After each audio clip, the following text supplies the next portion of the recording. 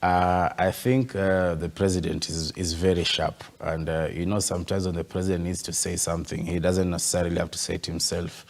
Every president has a kamotho. Yeah. You remember, you remember the minister. Every president, you need to have that one member of parliament who will say things the way they are, no filters. That's it. And this current government is not short of such characters. You have Ndindi Nyoro, you have Kimani Ichung'wah. When you hear them say some of the things they say, you know, saying things like arrest Raila, they're not speaking for themselves. They're speaking for a certain elite or point of view, most times. And sometimes they may go beyond their mandate or go beyond their brief, but certainly somebody sent them to say something. The reason I say this is because the sentiments they have made have been voiced by the president himself. And I am glad for the new and the more conciliatory approach that the president has taken from yesterday. But as to, again, for me, it is to question the genuineness of the same, because when the president says that he wants a strong opposition, and then he goes ahead and seems to be raiding opposition MPs and bringing them into the Kenya Kwanza coalition, then what are we saying? It's an issue whereby the Kenya Kwanza ruling coalition is putting in place measures to ensure that they have a super majority in parliament, which will make it very difficult for the opposition then now to counter or to put the government in check, because every time there is a vote, they have the majority, which has been arranged through political negotiation.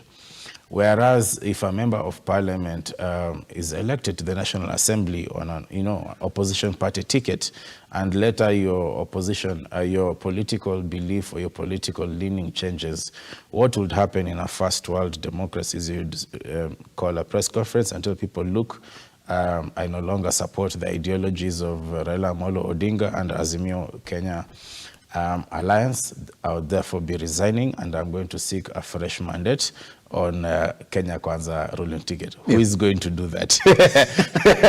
They're going to say we are working with the government for development, whatnot. I've seen my friend, the MP for Langata, Jalas, do the same.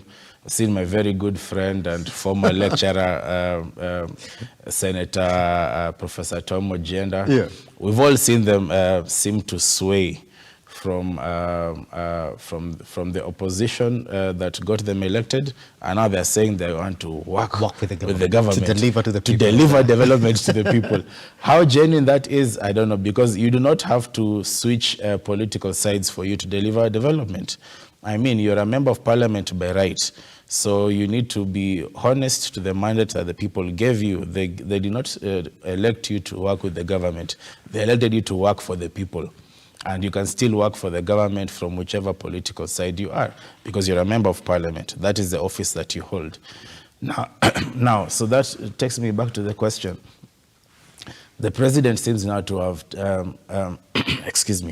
taken a more conciliatory approach. But I think some of the sentiments that have been made by people like Kimani Ichung'wah and Ndindi Nyoro and whatnot, again, I repeat, I don't think they speak for themselves. It is a school of thought, or it is a political idea that enjoys the backing of a majority of the Kenya Kwanza coalition.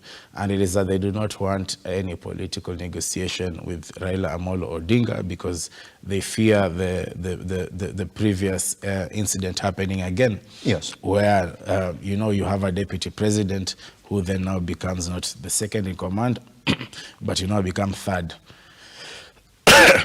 So I think that is what they're afraid of, and it's come out. And this again speaks to vested political interests, because Rigathi Gachagua imagines that after President Ruto, it is going to be me, the same way that happened to Deputy President. So I think there's a lot of politics in this, as well as the issues of interest. So it remains to be seen with time what is going to happen. Fantastic. Guess what? Once we come back now then from this tiny break that I want us to get into, let's look at these three issues.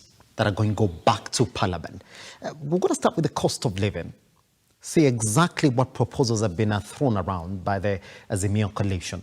Look at the opening of the IEBC service and the reconstitutional